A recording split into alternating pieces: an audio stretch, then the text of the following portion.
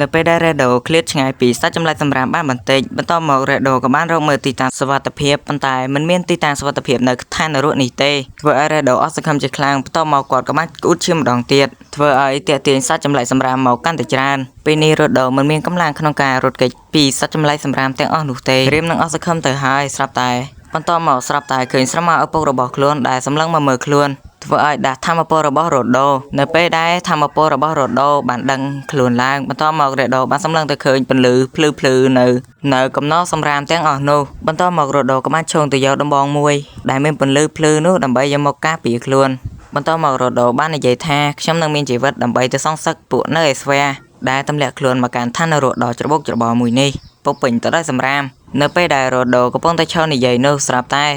ែមានសត្វចម្លែកយ៉ាងច្រើនដើម្បីមករួមព័ទ្ធ Redo នៅពេលដែល Redo កំពុងតែឈរគិតនោះសត្វចម្លែកមួយក្បាលយកឱកាសនេះដើម្បីវាយប្រហារទៅកាន់ Redo បន្តមក Redo បានដាក់វាមួយដំបងដោយមិនសម្លឹងមើលវាតតែសោះបន្តមកមានកំប៉ុងមួយបានហោះទៅត្រូវនឹងឆាតរបស់បរោះអាត់កំបាំងម្នាក់បរោះអាត់កំបាំងម្នាក់នោះបាននិយាយថាពិតជាអស្ចារ្យណាស់ទីបំផុតមានអ្នកធ្លាក់មកពីស្វែនឹងអាចប្រយុទ្ធជាមួយនឹងសត្វចម្លែកសម្រាមនេះបានយើងក៏លេចមកមើល Redo វិញពេលនោះ Redo បានវាយប្រហារទៅកាន់សត្វចម្លែកនោះវាយយោទោះបីមានឈាមច្រើនហូរពីច្រមុះរបស់ Redo យ៉ាងណាក៏នៅតែ Redo ក៏នៅតែប្រយុទ្ធដែរមានសត្វចម្លែកមួយបានដាក់ Redo ខ្ទប់ទៅនឹងភ្នំមួយប៉ុន្តែមិនប៉ះពាល់អ្វីទៅដល់ Redo ទេគ្រាន់តែរបួសបន្តិចបន្តួចតែប៉ុណ្ណោះបន្តមកមានសត្វចម្លែកសម្រាមមួយក្បាលបានវាយប្រហារទៅកាន់ Redo ធ្វើឲ្យ Redo ខ្ទាតទៅយ៉ាងឆ្ងាយបន្តមក Redo ក៏បានហូតយកដំបងមួយបន្តមកប្រើកម្លាំងទាំងអស់ដើម្បីគប់វាទៅកាន់សត្វចម្លែកសម្រាមមួយក្បាលធ្វើឲ្យសត្វចម្លែកសម្រាមមួយនោះខូចខាតជាដំណំបន្តមកមានសត្វចម្លែកមួយក្បាលបានផុសចេញពីក្រោមជើងរបស់ Redo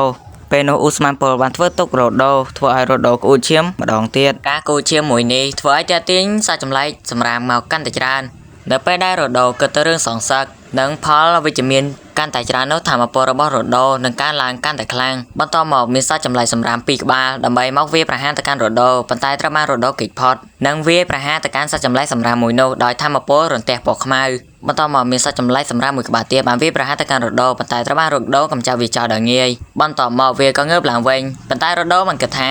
មិនទាន់ដឹងចំណុចខ្សោយវាទេអញ្ចឹងមានតែរត់គេចជាបណ្ដោះអាសន្នសិនបន្តមកសត្វចម្លែកមួយនោះបានកន្ទ្រាំនៃសម្រាមទាំងអស់ដោយកម្លាំងពេញលេញពេលនោះធ្វើឲ្យ Redo ក៏បានផ្ទាទៅយ៉ាងឆ្ងាយនិងទៅជួបបរោះអាត់កំបាំងមួយនោះធ្វើឲ្យ Redo ភ្ញាក់ផ្អើលបន្តិចផងដែរ Redo ឆ្ងល់ខ្លាំងណាស់តើនេះគឺជានរណាបន្តមកបរោះអាត់កំបាំងនោះបានទាត់ Redo មួយជើងធ្វើឲ្យ Redo ខ្ទាទៅឆ្ងាយបន្តិចនិងក្អួតឈាមផងដែរពេលនោះ Redo រៀបនឹងវាយបកវិញបន្តមកបរោះម្នាក់នោះបានយកម៉ាស់ឲ្យ Redo ពាក់ Redo មិនយល់ពីបរោះម្នាក់នោះទេរួចហើយក៏បានសួរបរោះម្នាក់នោះថាដោយស្រែកលឺថាតើលោកគឺជានរណាលោកគឺជាអ្នកនៅទីនេះមែនទេ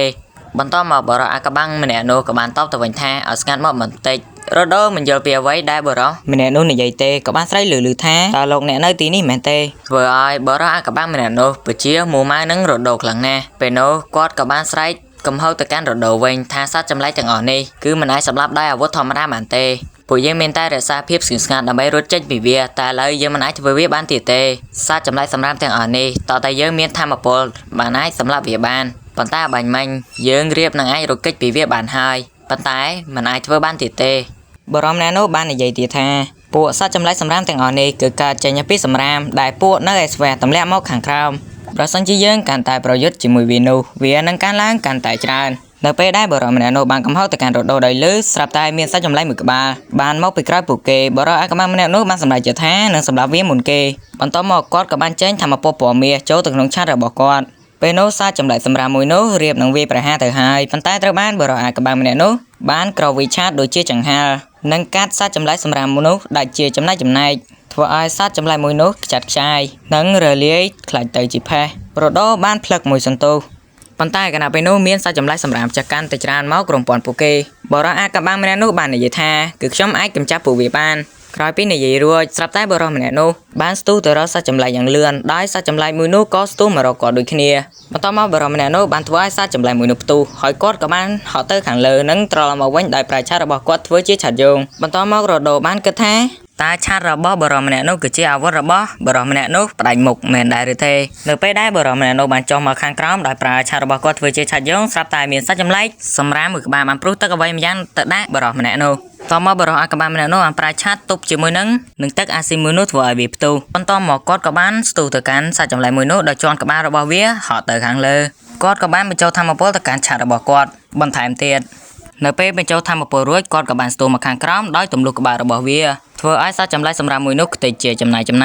នៅពេលដែលបរិអាកំបាំងម្នាក់នោះបានកម្ចាត់សត្វចម្លែកសម្រាមរួចរាល់គាត់បានត្រឡប់មកកន្លែងរដូវវិញរួចបានដោះរបាំងមុខចេញរួចណែនាំខ្លួនទៅកាន់រដូវថាគាត់មានឈ្មោះ Engine ជា cleaner សាមញ្ញម្នាក់បន្ទាប់មកអ៊ូស្មានពុលបានធ្វើទុក Engine ដោយសារគាត់ដោះរបាំងមុខចេញខណៈពេលនោះផងដែររដូវកំពុងតែខ្សោយខ្លាំងបន្ទាប់មកគាត់ក៏បានសន្លប់នៅពេលដែល Rando សន្លប់នោះគាត់ក៏បានសម័យទៅដល់គាត់កាលនៅពីក្មេងនៅពេលដែលក្មេងទំនើងទាំងអស់ធ្វើបាប Rando ពេលនោះ Roto ក៏បាននិយាយថាតែ Rando បានតបតជាមួយនឹងពួកគេវិញទេបន្ទាប់មក Rando បានឆ្លើយថាគាត់មិនបានតបតជាមួយនឹងក្មេងទំនើងទាំងអស់នោះទេ Roto សប្បាយចិត្តខ្លាំងណាស់នៅពេលដែល Rando មិនបានតបតពួកគេរួចក៏បាននិយាយថា